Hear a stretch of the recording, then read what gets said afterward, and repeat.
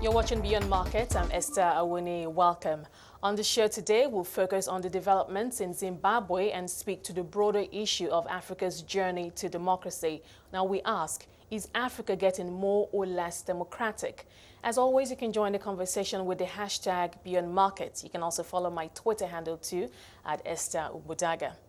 Now, democracy has come a long way in Africa, but the continent is still trying to find the best form that entrenches the realities in Africa. Now, recent developments in Zimbabwe has made many wonder if the country will be better or worse off with the ouster of longtime leader Robert Mugabe. So we ask, Stu, is Africa getting more or less democratic? To discuss this, my guests are Gary Van Staden, Senior Political Analyst, NKC African Economist, and joining us via Skype from London is Dr. Judith Tyson, Research Fellow, Overseas Development Institute. Thank you so much for taking the time out to join us today. Thank you. Gary, I'll start with you. Quite an interesting scenario unfolding in Zimbabwe right now. Usually when there's a coup, a military takeover, it's usually a violent one. But this is, first of all, the military says it's not a coup, but then it's now subject to different interpretations. But what is your perspective in terms of how you define this power grab by the military? Well, I think that at any point that the military takes over and confines the duly elected president to his home, then I think that we need to be specific and start talking about a coup. But, you know, I think there's also the alternative over here that in this particular case where particularly the military is talking about a so-called bloodless intervention.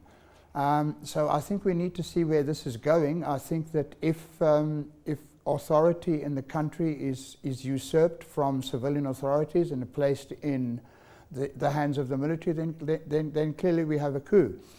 But I also don't think that I don't think we're going this far. I think that we're going to see some kind of a negotiated settlement here.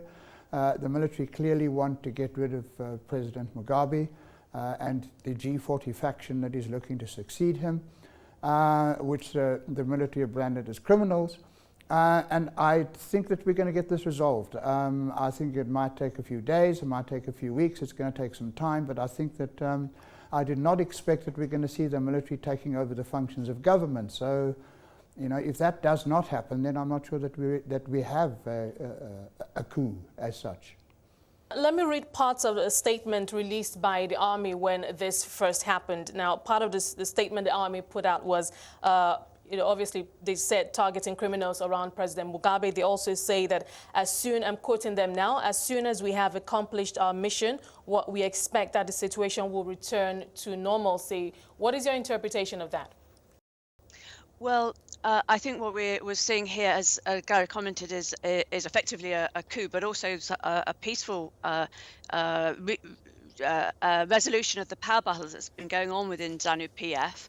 I think what's interesting in that statement is what is normal, because certainly from a broader perspective, when you look at the economy in Zimbabwe, it's very far from being normal, and we've seen effectively an economic collapse, particularly in the last 18 months in the country. And it would, rather than seeing a return to normal, what would be desirable would be to see a reformist government in place. And I think that's more of an interesting question about whether if the vice president becomes the new president, whether he will lead reforms or whether it will just be back to the same rather destructive policies that we've seen under ZANU-PF. Gary, let's go into the details now. What we know right now is that there have been talks between the military and President Mugabe. South Africa has also sent some representatives to convince or to mediate in talks. And we know that the key issue here is that the military wants President Mugabe to step down. And what we've heard so far is that President Mugabe still does not want to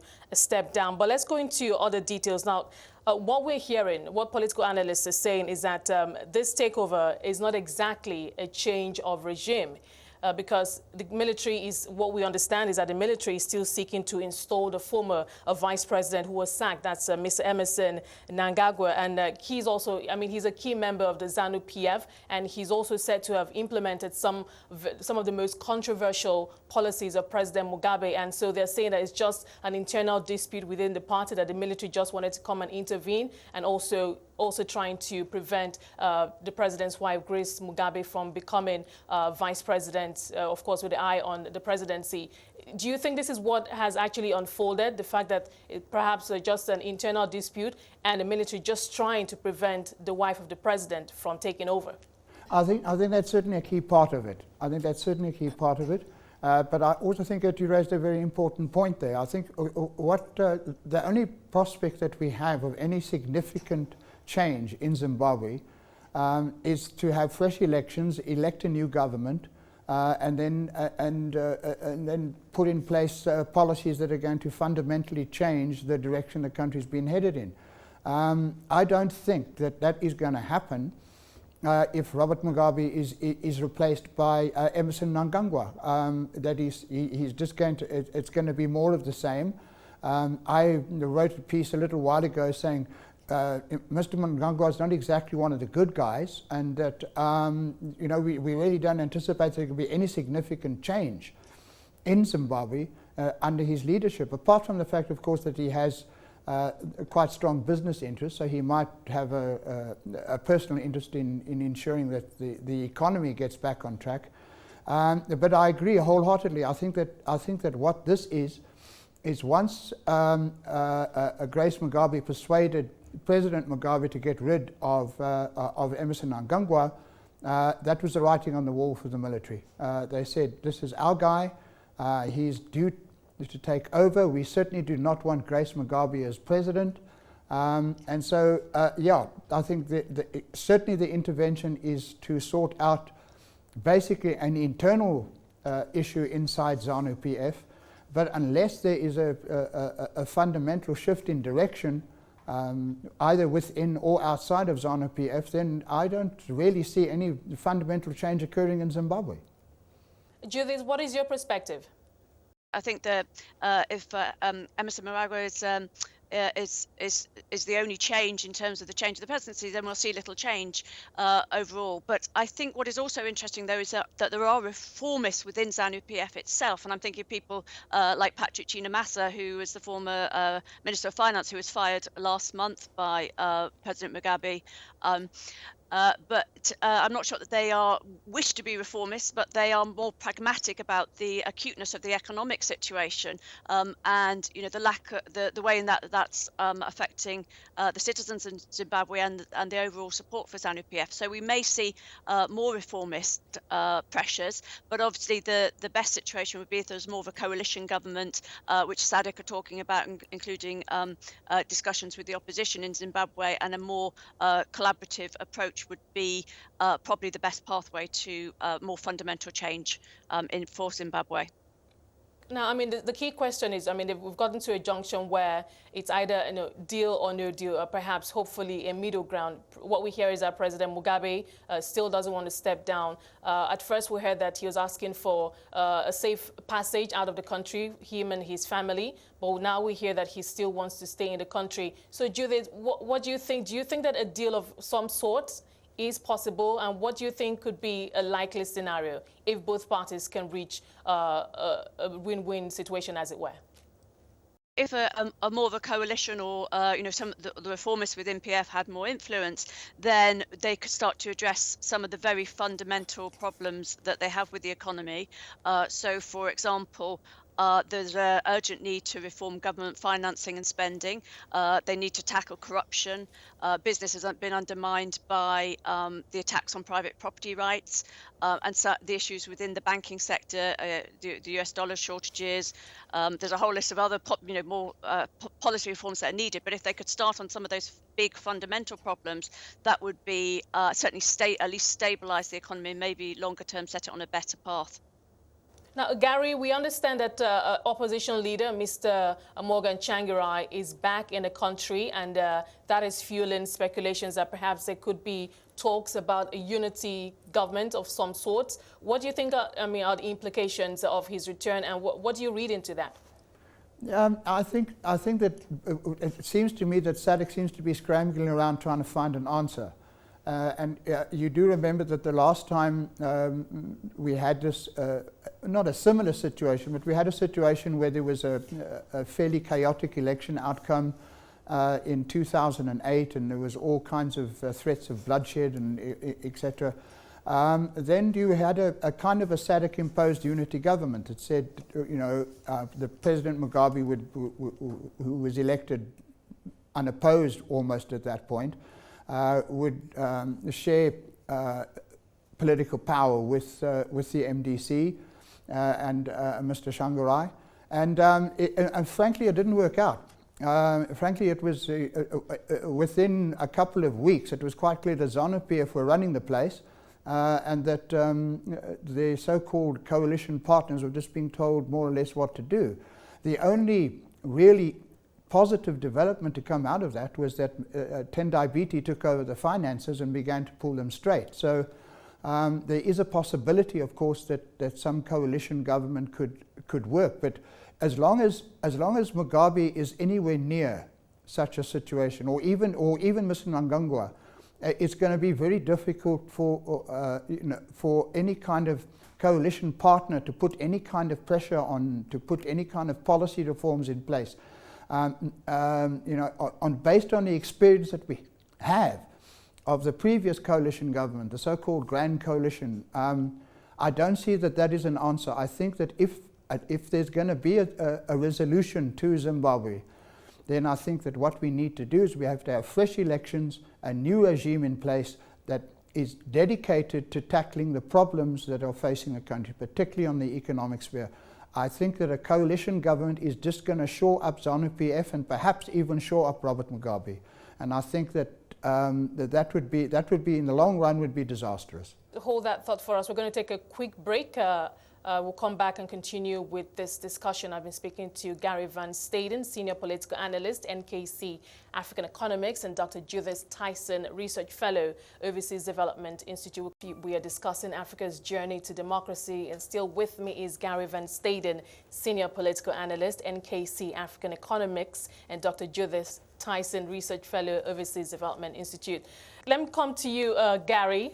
Let's talk about the international community's response to this situation so far. We've heard the U.S. government say that they're looking to see a new era in Zimbabwe. We've seen South Africa sending representatives to be part of mediation talks. And we know that the countries that make up the Southern African Development Community, that's SADC, met on Thursday. And they've said that they still want to see countries in Africa uphold their constitutions, and they stand against any unconstitutional removal of a democratically elected president. What is your take on how the international community has responded so far, especially when the army says that it wasn't a coup?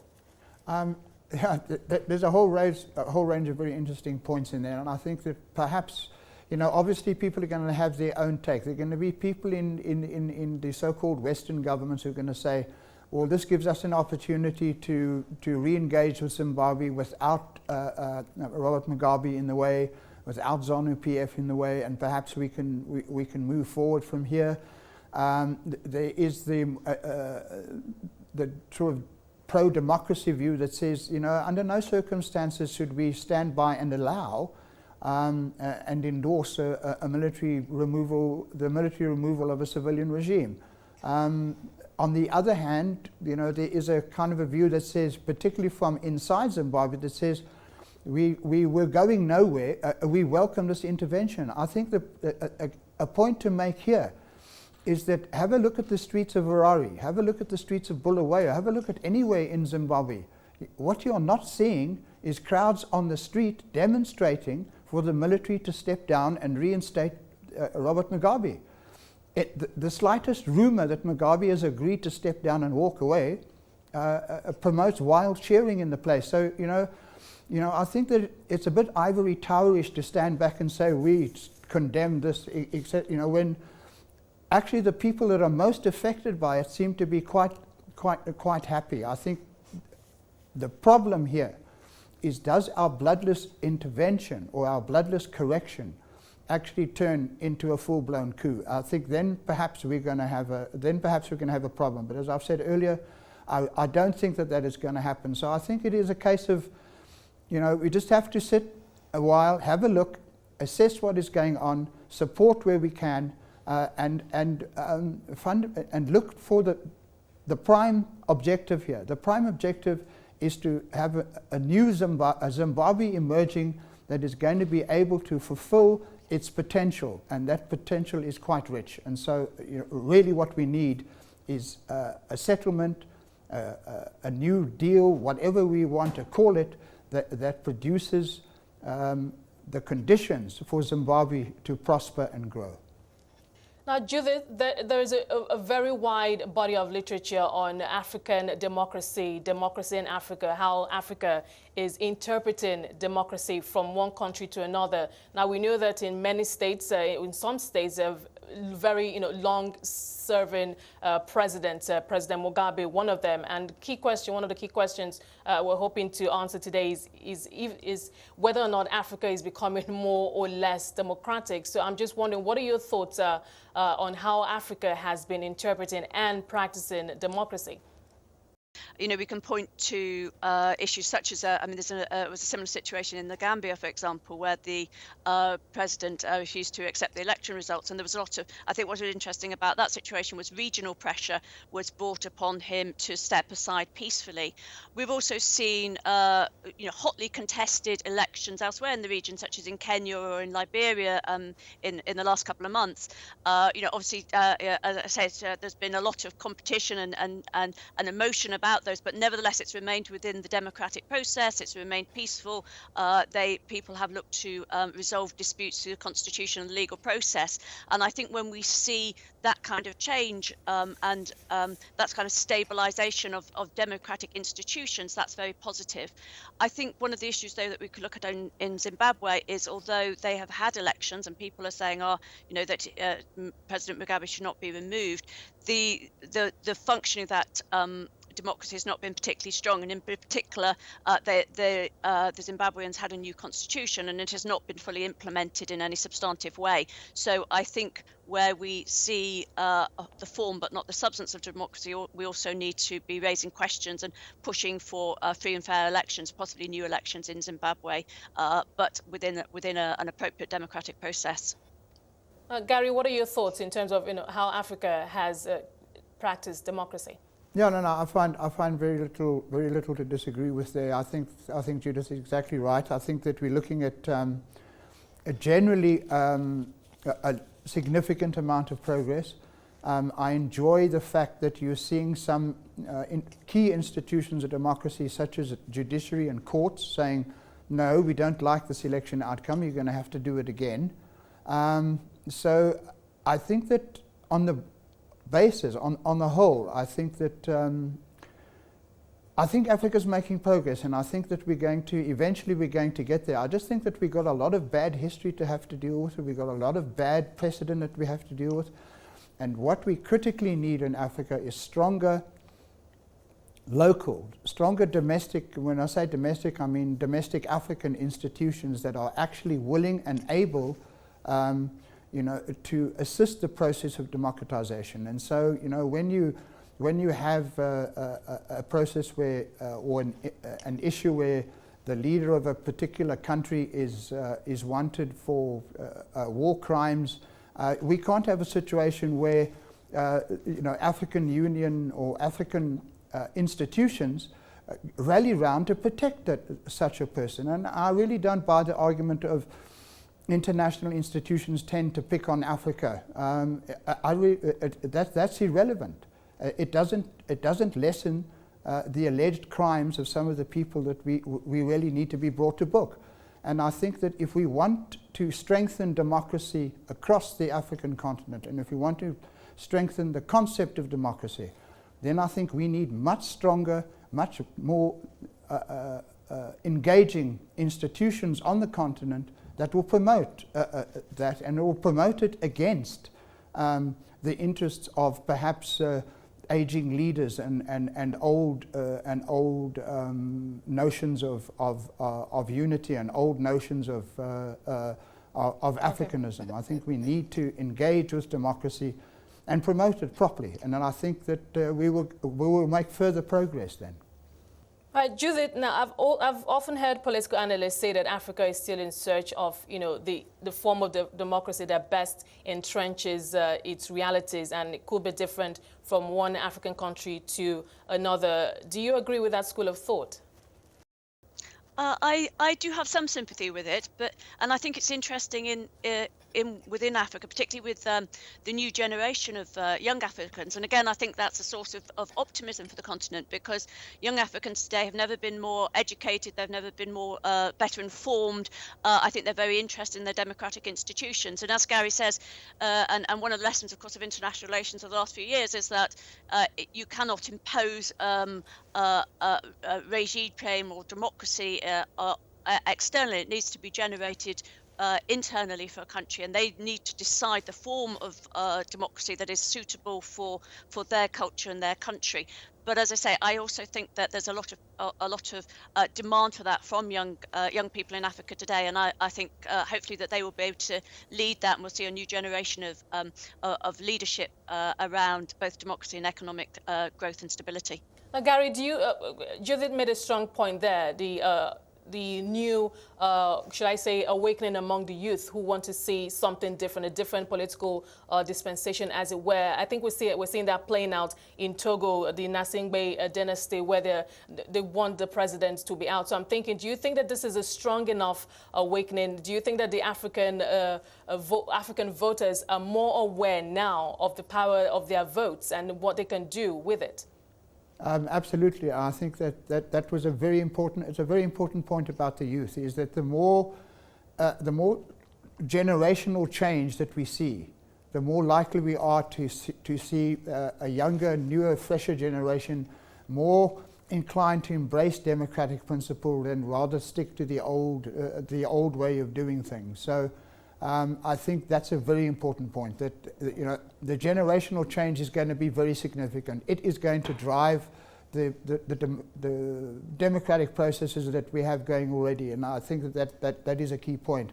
I also think too that yes, that over time I think that the changes that occur in one place are going to impact on what happens in another, and I think that generally I think that the space for more open democratic, more open transparent governance, I think the opportunities are there, and I think that generally I think we need to be optimistic about where we can go from here. Okay, now Judith, now I know that obviously the entire continent is watching, so are the other long-serving African leaders. What kind of message do you think this is sending out to them? How do you see them, what do you see them taking away from what's happening in Zimbabwe? Well, I would hope that the leaders who want to support the development of the democratic process are seeing something that is optimistic and moving in the direction of what they would like to support. Maybe it's also sending a chill to those who would like to oppose it, and some of the older leadership where we haven't seen the support of democracy that we would like to see. Again, I think when we think about the continent, again we've seen optimistic signs. I'm thinking of another example, of course, in Nigeria, where President Buhari has been elected, but is also leading one of the most important drives that has undermined the democratic process, which is around corruption.